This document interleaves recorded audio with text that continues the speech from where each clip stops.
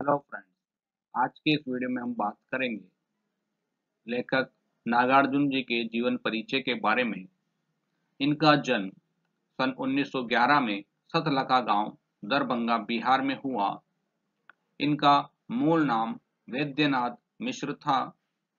इनकी शिक्षा की बात करें तो संस्कृत पाठशाला बनारस और कलकत्ता में इन्होंने अपनी शिक्षा प्राप्त की।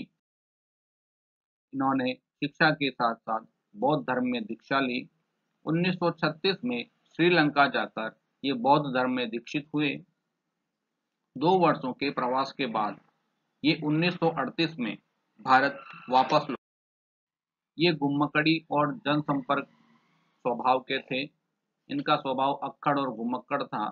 इन्होंने अनेक बार संपूर्ण भारत की यात्राएं की और सन 1998 में इनकी मृत्यु। इनकी प्रमुख काव्य कृतियां निम्नलिखित हैं: युगधारा, सतरंगे पंखों वाली, हजार हजार बाहों वाली, तुमने कहा था, पुरानी जूतियों का कोरस, आखिर ऐसा क्या कह दिया मैंने, मैं मिलिट्री का बूढ़ा घोड़ा। ये सभी इनकी प्रमुख काव्य रचनाएं थी।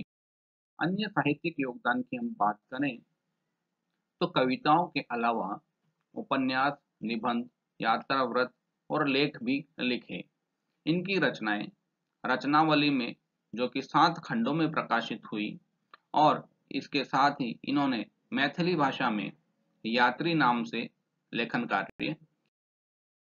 सम्मान और पुरस्कारों की बात करें तो इन्हें हिंदी अकादमी और दिल्ली का शिखर सम्मान, भारत भारती पुरस्कार, राजेंद्र प्रसाद पुरस्कार और साहित्य अकादमी पुरस्कार मैथिली का भी प्राप्त रहा।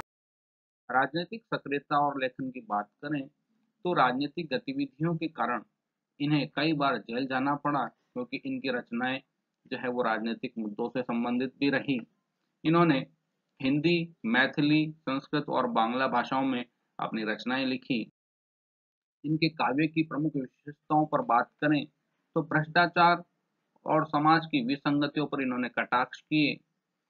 नागार्जुन जी व्यंग्य में माहिर थे और इसी कारण इन्हें आधुनिक कबीर की उपाधि भी दी गई, क्योंकि इनकी रचनाएं बहुत हद तक कबीरदास जी से प्रेरित और उनसे मिलती जुलती रही। छंदबद्ध और मुक्त छंद दोनों ही प्रकार में इन्होंने लेखन कार्य किया और ये एक जन कवि के रूप में हमारे समाज में प्रतिष्ठित रहे।